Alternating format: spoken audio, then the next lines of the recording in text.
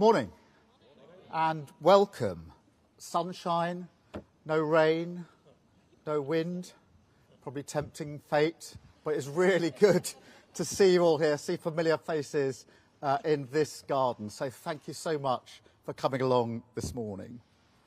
When I stood on the steps of Downing Street just over there 2 months ago, I promised that this government would serve people like you, apprentices, teachers, nurses, small business owners, firefighters, those serving our community and our country every day. I promised that we would get a grip on the problems that we face and that we would be judged by our actions, not by our words.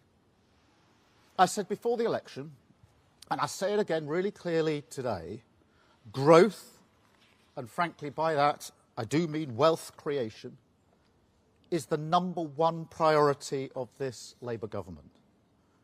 And that's why in our first few weeks we've set up the National Wealth Fund, because we want every person and every community to benefit.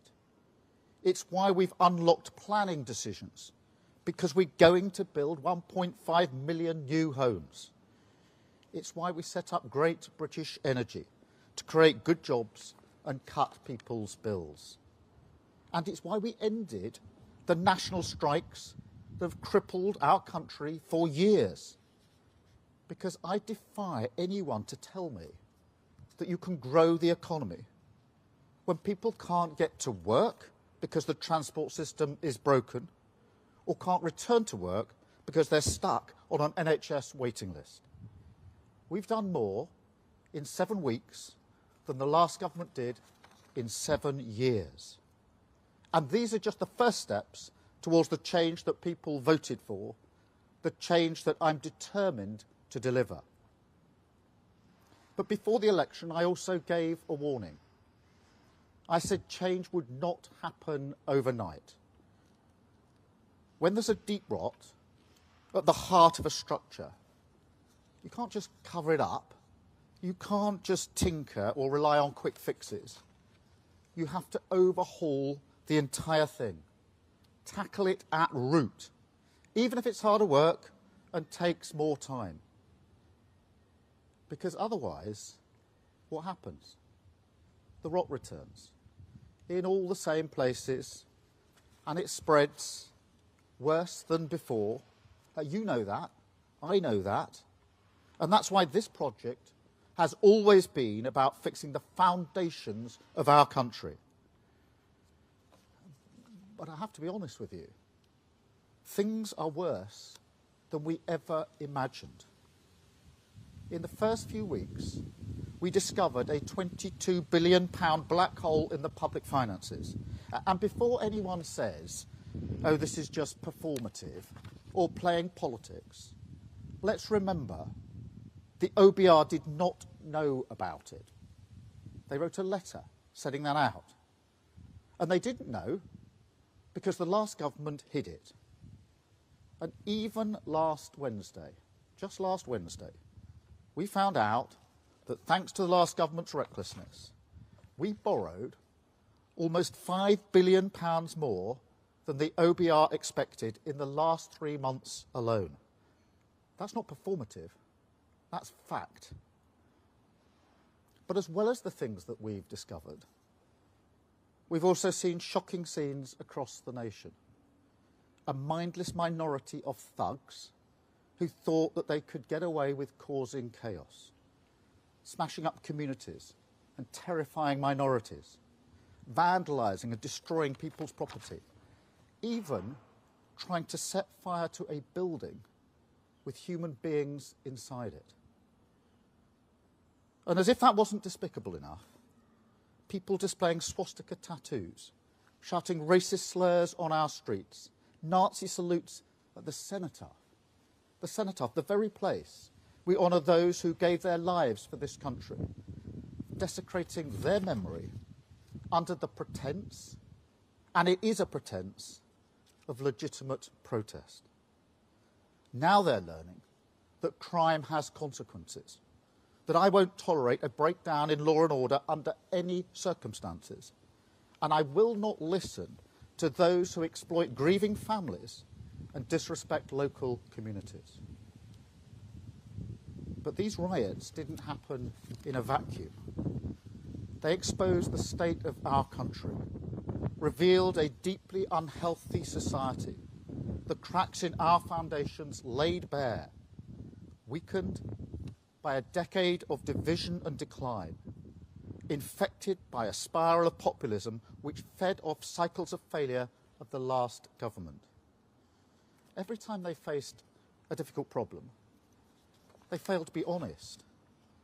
They offered the snake oil of populism, which led to more failure, round and round and round, stuck in the rut of the politics of performance.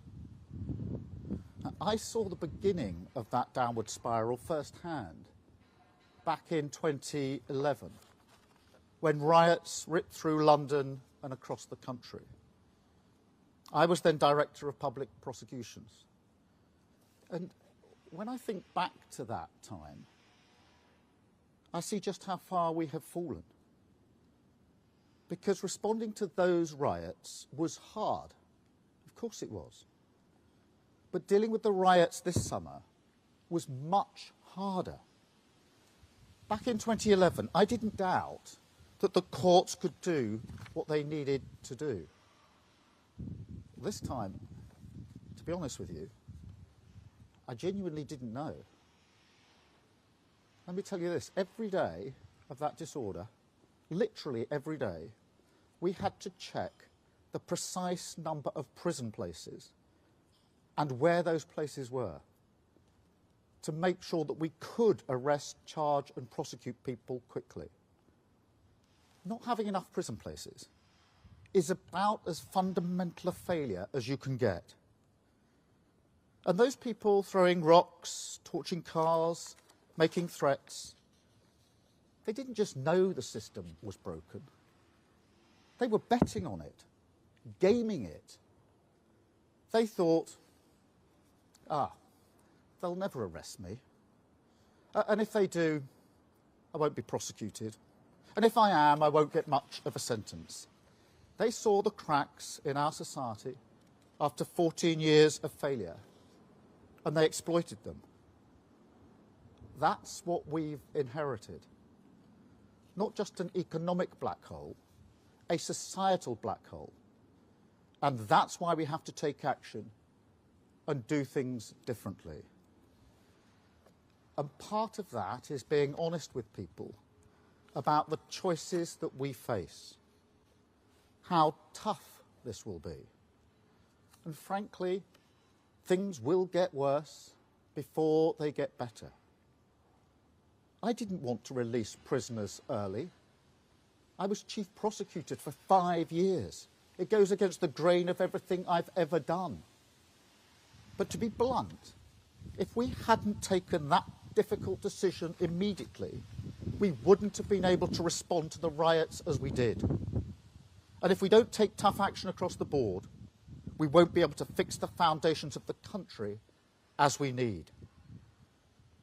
I didn't want to means test the winter fuel payment, but it was a choice that we had to make, a choice to protect the most vulnerable pensioners while doing what is necessary to repair the public finances. Because pensioners also rely on a functioning NHS, good public transport, strong national infrastructure.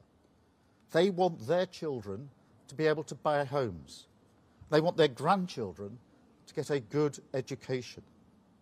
So we have made that difficult decision to mend the public finances so everyone benefits in the long term, including pensioners.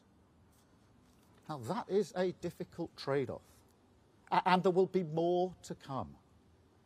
I won't shy away from making unpopular decisions now if it's the right thing for the country in the long term. That's what a government of service means. This shouldn't be a country where people fear walking down their street. their TVs showing cars and buildings being set on fire. This shouldn't be a country where the Prime Minister can't guarantee prison places. This shouldn't be a country where people are paying thousands more on their mortgages or waiting months for hospital appointments they desperately need, where our waters are filled with sewage, where parents worry that their kids won't get the opportunities that they did, where nothing seems to work anymore.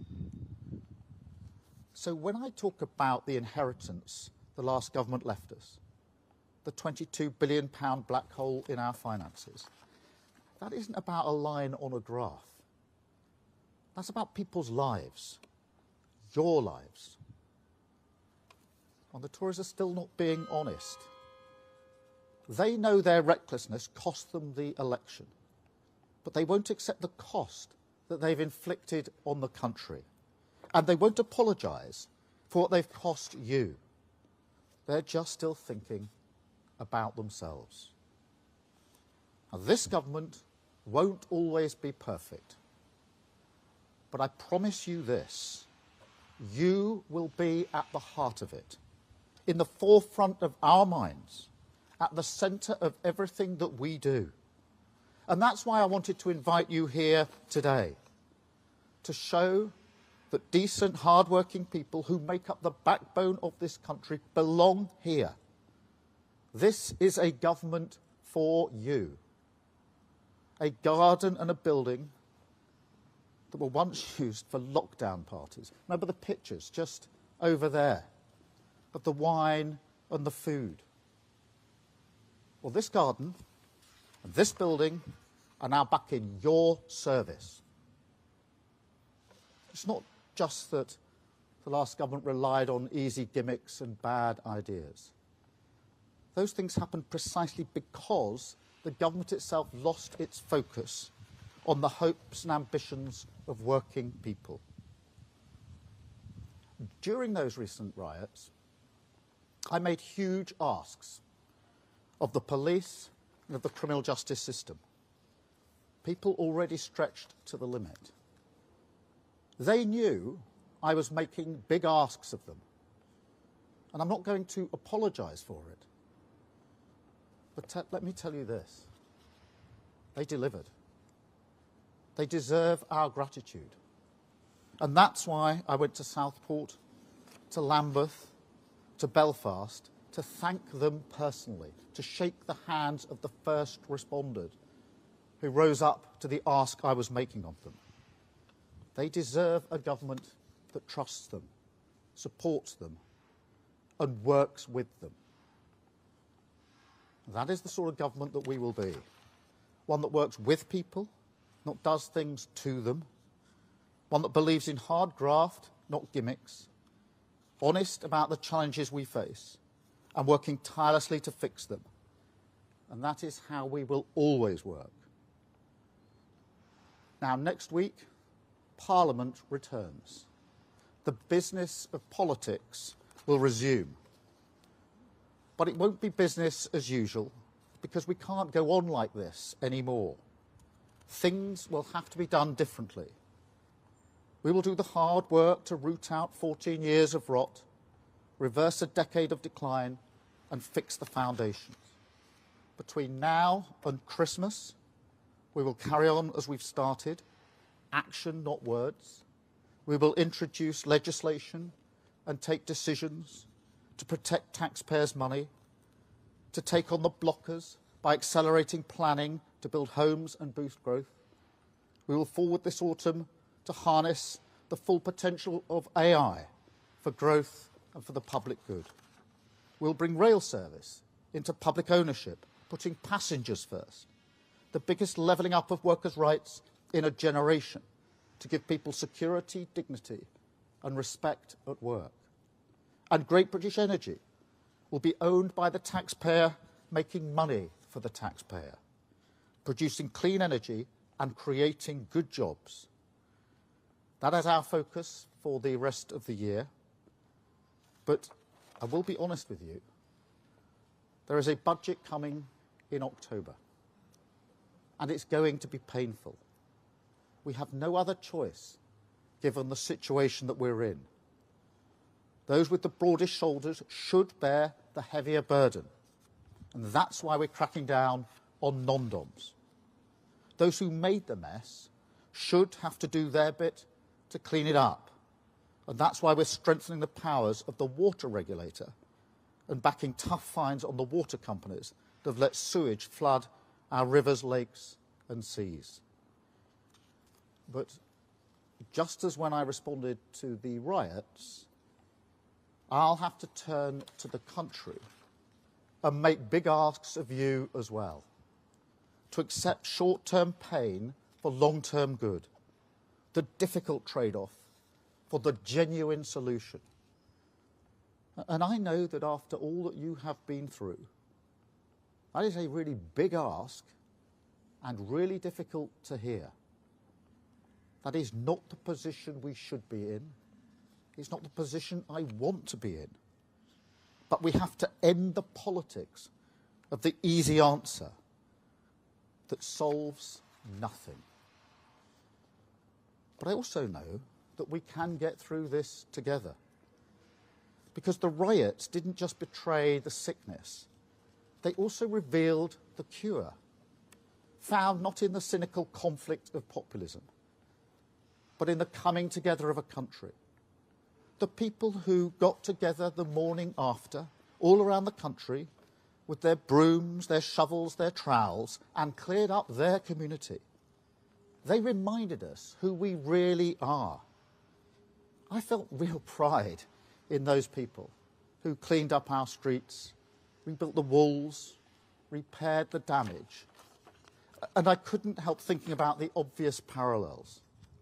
Because imagine the pride we will feel as a nation when, after the hard work of clearing up the mess is done, we have a country that we have built together, built to last, that belongs to every single one of us, and all of us have a stake in it.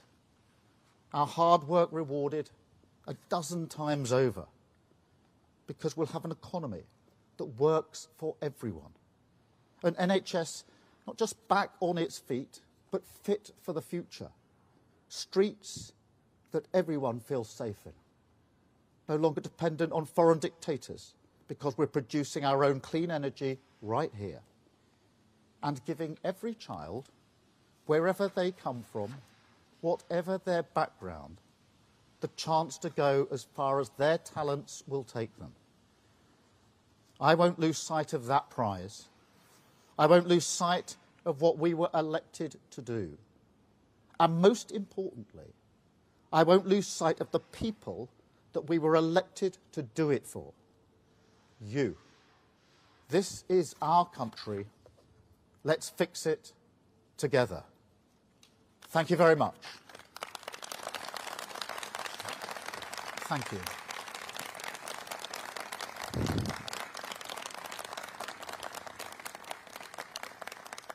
Now I've got a number of questions from the media, and I'll start, if I may, with Vicky Young from BBC News. Vicky. Vicky Young, BBC News. Prime Minister, you say that you want to be open with people, but some will think that you weren't honest during the election campaign about changes to, for example, winter fuel allowance. And many now want to know what the impact of the budget will be. So if you're being honest, can you tell them now what kind of tax rises you're considering? Well, two or three things Vicky to say about that in the first place. We were being honest about the situation before the election. We set out very clearly what we would be doing with tax rises. I made it clear on numerous occasions that national insurance, VAT and tax would not go up, the triple lock for working people, income tax. And that remains the position. I also set out that our plans were fully funded and fully costed. What I did not expect was a £22 billion black hole. And I know the Tories say that's performative. If it's performative, why didn't the OBR know about it? Look at that figure of £5 billion last week in 3 months. If that's performative, why didn't the OBR know about it? These are basic questions about what we have inherited. As I've just said, I didn't want to have to deal with the winter fuel allowance for pensioners. but we have to fix the NHS. We have to fix our homes, our schools. And pensioners rely on them in the same way as everybody else does. So I'm not going to preempt the budget, but I'm absolutely not going to accept that the inheritance that we have isn't anything other than dire, a £22 billion black hole.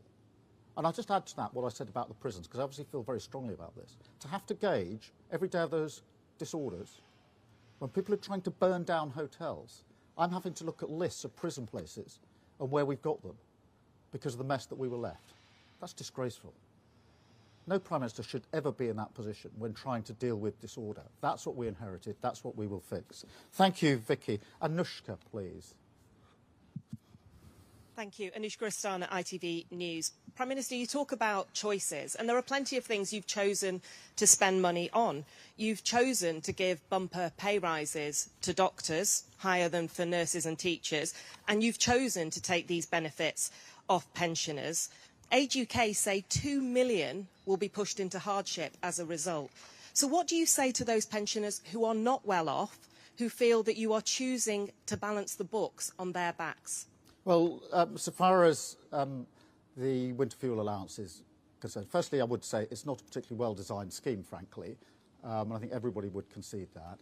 I do think it's important that we make sure that the support is there for those pensioners who need it most, which is why we're pushing for the pension credit to be taken up and looking at other allowances. But equally, simply allowing national strikes to go on and on and on and not resolving them was costing the country a fortune. You can't build the economy, you can't grow the economy if you haven't got a basic transport system that's working. You can't grow the economy if people can't get back to work because they can't get the operations that they need. And we've got to get the economy going. And so that is why we've made the decisions that we have made. And on the pay review bodies, more broadly, it doesn't cover all of the disputes that we've had to deal with. What we know is the last government didn't set a framework for that when they started down the road of the pay review. And they put at least one of them in the cupboard of the buildings over the road and ran away from it. We can't carry on like that. We've got to make difficult choices. Thank you, Anushka. I've got Emily from Channel 4. Emily with the Channel 4 News. Prime Minister, on prisons, what guarantee can you give to the public that no prisoner who is let out early will go on to harm anyone? Or is the truth that you can't guarantee that and that the early release scheme carries with it an undeniable risk? Well, look, the first thing is, obviously we put in place a framework to ensure that we don't release those who create the greatest risk. That's a basic safeguard that we've had to put in. And I'm not pretending for 1 minute this is a decision I want to make. I spent 5 years prosecuting people and putting them in prison. The idea of releasing people who should be in prison because the prisons are too full and we don't have the places goes against everything I've worked for years. But we've got to face facts. They haven't built the prisons, the last government. They've pretended that you could have longer and longer sentences, send more people to prison, at the same time that you could veto or choose not to have a prison built near you. They were false choices, and here we are, without the prison places that we need. So, what are the options available to an incoming government? Let the prisons get so overcrowded that we can't arrest people and put them before our courts? Would that have worked in the disorder? I don't think so. I was really clear in my mind that one of the main ways in which we're going to have to deal with the disorder was making sure those who were throwing rocks, setting fire to buildings on a Saturday or Sunday were facing the full face of the law within days. I had to create the conditions for that, because the alternative, you would be putting a question to me saying, how come all these people in disorder didn't even get arrested, have not been put before the courts and can't be sentenced? Because we haven't got any places. This is not a decision that I wanted to take. It's not a decision that any Prime Minister would want to take. And I can't tell you how shocked I was when I discovered the full extent of what they've done with our prisons. And it's going to take time to fix it. I can't build a prison by Saturday. We will fix it. We've already taken the measures that are necessary to make sure we can get through the disorder. But I shouldn't be sitting in the Cobra room with a list of prison places across the country on a day-by-day basis, trying to work out how we deal with disorder. But that's the position I was put in, and it's frankly not good enough. Thank you, Emily. Beth. Thank you, Prime Minister Beth Rigby, Sky News. Prime Minister, you say you want to build trust and be honest with people. You've got off to a bad start with pensioners who voted for you, and then you cut their winter fuel allowance, and it wasn't in your manifesto. You also said in the general election you had no plans to raise taxes beyond what you'd set out in your manifesto. Now you're saying something else. So can you please level with people? Are you going to raise taxes? And are you looking, when you talk about the broader shoulders, are you looking at taxes on working people? Or are you now looking at a range of wealth taxes on shareholders, homeowners, big business? Thank you. Beth, as I said in the campaign, in relation to working people, income tax, VAT, national insurance, we will not increase tax. I was clear before the election, I'll be clear again after the election. Obviously, the budget is in a number of weeks and the detail will be set out there. But I say again what I said before the election, which is we have to get away from this idea that the only levers that can be pulled are more taxes or more spending.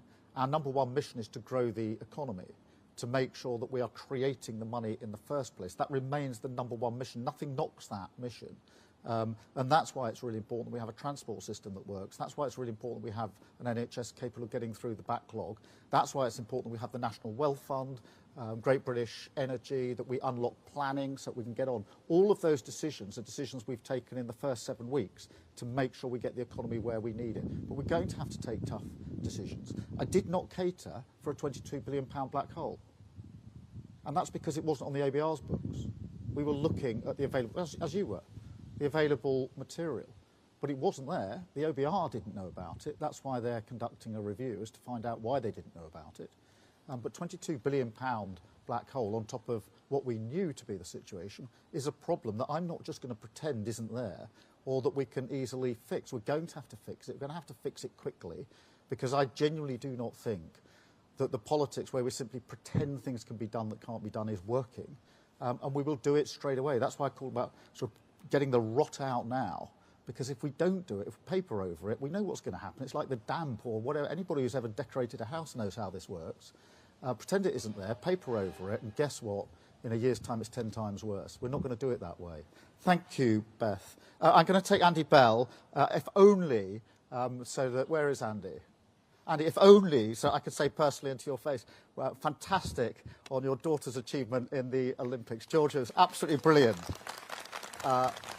We were all glued to our sets, and please convey our congratulations to us. I know many people already have. Andy. Thank you. Well, I wasn't quite expecting that, but thank you very much for that message. Prime Minister, you talk about getting the rot out. Your administration's already been criticised for making a lot of appointments, political appointments, inside the civil service, inside what should be strictly non-political appointments. Wouldn't it be a good idea to have a review now by your Commissioner for Ministerial Standards, just to set the record straight, to clear the air? Because at the moment, a lot of people are wondering whether you really are getting the rot out in terms of the way public administration works. Well, look, Andy, most of these allegations and accusations are coming from the very people that dragged our country down in the first place. So you'll forgive me if I take that approach to it. We are going to fix the foundations. We've got to do it at speed, and I'm determined to have the right people in the right places to allow us to get on with that job. I'm enormously aware of how big a task this is and how we have to move at pace. And that's why we're getting the best people into the best jobs. But I'm not really going to take lectures on this from the people who dragged our country so far down in the last few years. Thank you. I've got Kieran from The Guardian. Thank you. Kieran Stacey from The Guardian. Just on that theme, can you tell us why you've cancelled the appointment of your new National Security Advisor? And can you pledge that there will be an open and transparent process to replace that person? Yes. Of course, there'll be an open and transparent process. And no, I'm not going to publicly discuss individual appointments. Thank you. Jack from The Sun. Thank you, Prime Minister. Jack Elson from The Sun. You've made clear today your reasoning for giving big pay rises to public sector workers, but now you've shown you're willing to get your chequebook out. do you not risk spending the rest of your premiership playing a game of whack-a-mole with ever-growing union demands? And just quickly, you spent a lot of time today looking back in anger, but are you happy that Oasis has decided to reform on your watch? What can I say in relation to that? It's very, very good. It's a great song. I'm not sure I'm the best place to champion it after the last 20 or 30 minutes. But look, let's see what happens with Oasis. In relation to the pay settlement, look, we were very clear before the election we weren't going to meet the demands of the unions.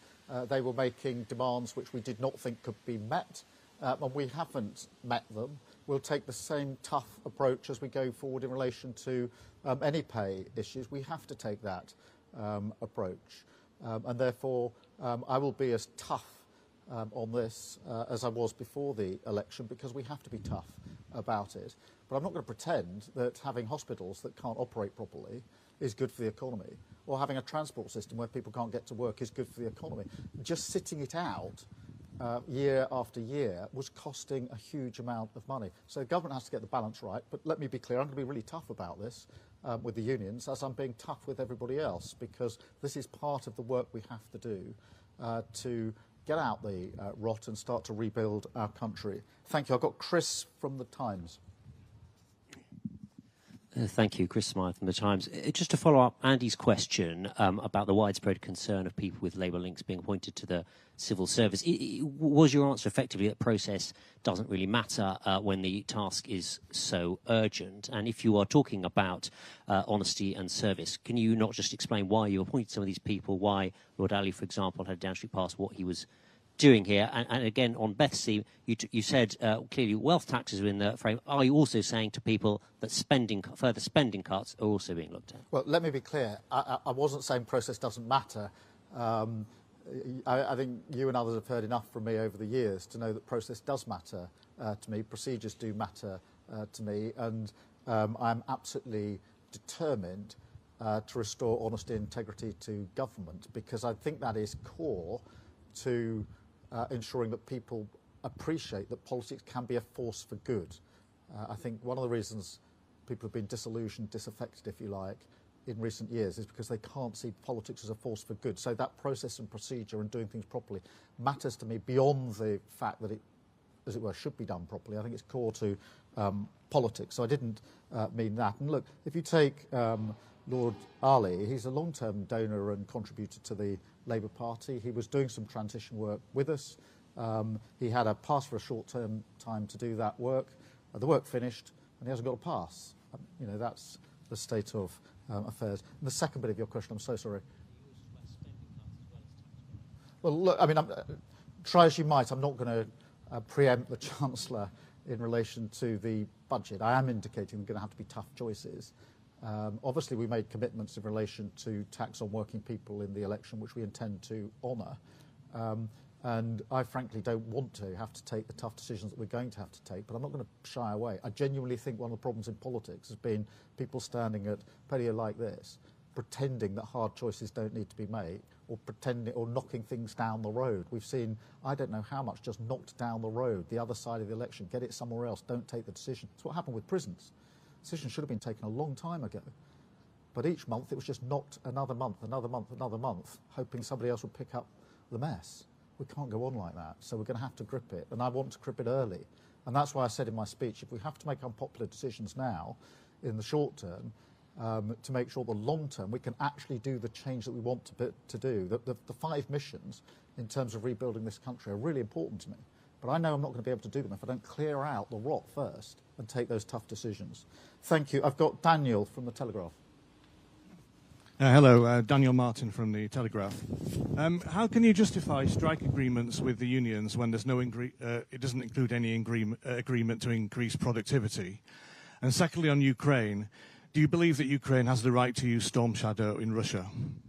Let me deal with both aspects of that. Look, we came to settlements on the pay disputes, which I think people would say were fair. The rate, what was asked was not what was given. There was clear negotiation in those discussions. And as I say, we can't pretend that strikes, which would be going on a long time, are doing anything other than holding our country back and costing us a future. There's no neutral cost to this. In relation to Ukraine, as I've said many times, the position of this government is no different to the position of the last government. No new decisions or different decisions have been taken. We have put additional resource in terms of what we're providing, both money commitments and weapons commitments. I'm not pretending the last government wouldn't have done that, by the way, because I genuinely think one of the good things about recent years in relation to Ukraine, and there's not much good that can be said of it, is that there's been a unity in Parliament on that. And as I've said to President Zelensky and the people of Ukraine, we will stand with them for as long as it takes. I'm not going to get into tactical questions about the use of weapons for reasons that I know you'll understand. David from the Mirror. Thanks, Prime Minister. Dave Boat from the Daily Mirror. Prime Minister, on the subject of hard choices, will safe and legal routes be extended on your watch, and do you think this can play a role in stopping the boats? Well, so far as stopping the boats is concerned, we have got to take down the gangs that are running the vile trade in the first place, which is why we're setting up the Border Security Command. It's why when we had the European Political Community meeting just 2 weeks after I was elected, and we had 46 European leaders to Blenheim, I discussed with them in some detail how we would work better together to take down the gangs that are running this vile trade in the first place. I'm absolutely clear in my own mind that that's how it will be most effectively done. Just as in the recent riots, I drew on my experience of 2011 in terms of what worked to deal with the riots, so with the gangs that are running this vile trade, drawing on my experience of having taken down terrorism gangs, those that smuggle guns and drugs, I think that the same can be done with those that are running this vile trade. Thank you. And then Lucy from the FT. Thank you. Lucy Fisher. Prime Minister, you've spoken today about restoring honesty and integrity to government, and in your manifesto you pledged to establish a new independent ethics and integrity commission with its own independent chair. You've been in Downing Street for more than 50 days now. Can you commit to telling us when you're going to launch this commission, and can you confirm today that the chair will have the power to launch their own probes autonomously, and that they will be able to publish independent verdicts from those probes? Thank you. Well, Lucy, look, that is a commitment that we made. We will stick to it. I don't have a precise date. I do think it's important that it can initiate its own inquiries, if you like, because that has been an inhibitor in the past. So that commitment stands. As soon as we've got a date, I'll give you a date. But I am very keen that it has the ability to start investigations under its own steam, because I think that's one of the bits that's been missing. Thank you all very much indeed. Thank you.